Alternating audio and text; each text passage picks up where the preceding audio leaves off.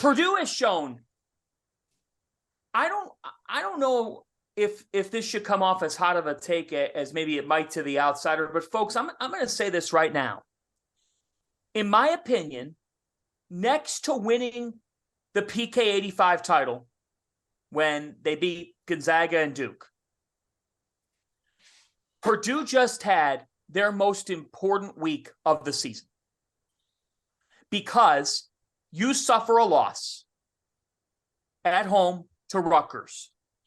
You look up and you've got to go to Ohio State. Ohio State's tough. They're a tough team, even though they've got back-to-back losses now. Chris Holtman's done a really nice job, and the Buckeyes have one of the most efficient offenses in college basketball. For Purdue to win that game, to find a way for their freshmen to step up, Braden Smith, Fletcher Lawyer, who have been great all year, that was revealing. But then you got to come off that. You stay away from home. You got to play at the Palestra. It's a different building. It's a hoops house. They had a huge crowd there. It was loud. It was loud in there. It was loud in there. All those things. Penn State's having a nice year, NCAA tournament caliber team. To pull away in the second half, that shows you that Purdue, they've got toughness. They've got resilience. They've got the best player in college basketball, but they have an it factor.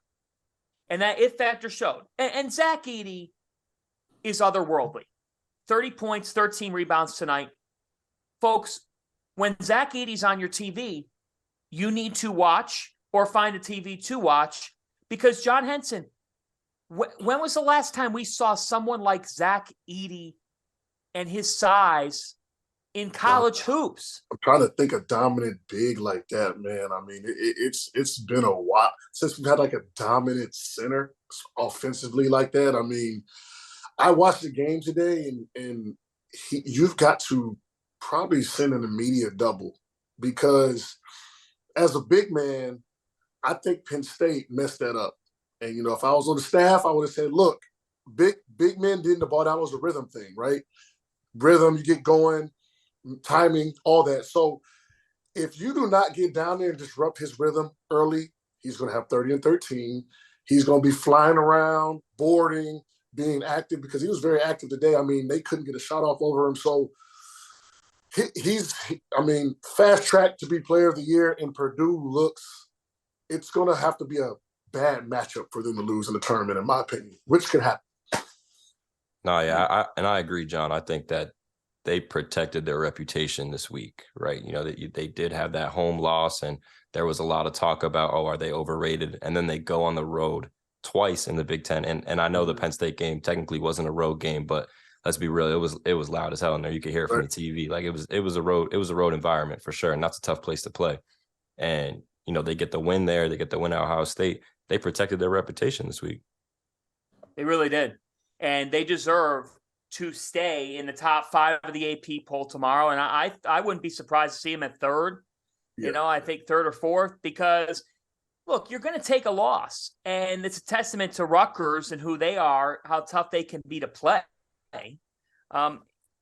That's big time from the Boilermakers. And, you know, today in the Big Ten sums up what the Big Ten has been this season. We haven't reacted to it yet. Let's get to it. Northwestern. Northwestern is 3-1 in the Big Ten. They're 12-3 overall.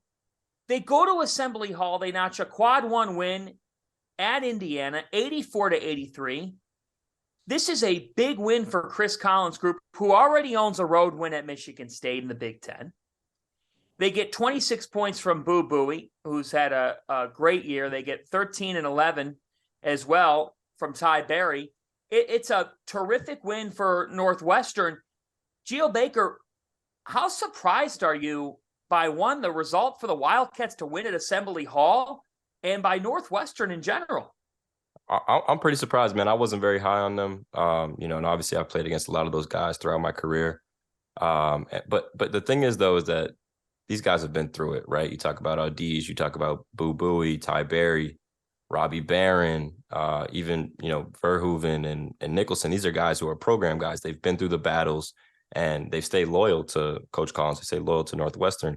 They had a lot of close losses in the past couple of years. And I said it before the game, you know, this is going to be a breakthrough if they win it. because these are the types of games that they normally lose by 1 instead of winning by 1. They lose by 2, or it goes to overtime. Something just happens where they end up losing the game. And I know Indiana's injured. I know that they're missing Thompson. They're missing Xavier Johnson.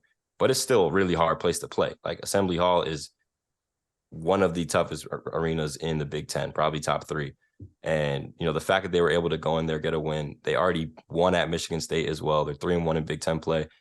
As of right now, they're an NCAA tournament team. Will that continue? That's probably the main question right now. These guys, again, over the past couple of years have found a way to somehow mess it up, and they don't end up going to the tournament. So that's yet to be seen. Yeah, they got to be able to handle prosperity. They're playing well. They're on the radar. Even myself, I wasn't paying attention. I was shit Northwestern. Now they're on the radar.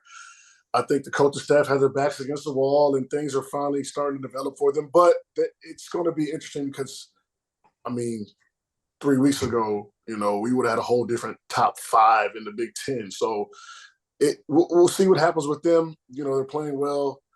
Like Gio said, can they handle it every year? They kind of have a surge and they kind of fall off. So we'll kind of see what happens with them. So I think we all agree Purdue's at 1. We're asking you all in the YouTube chat right now,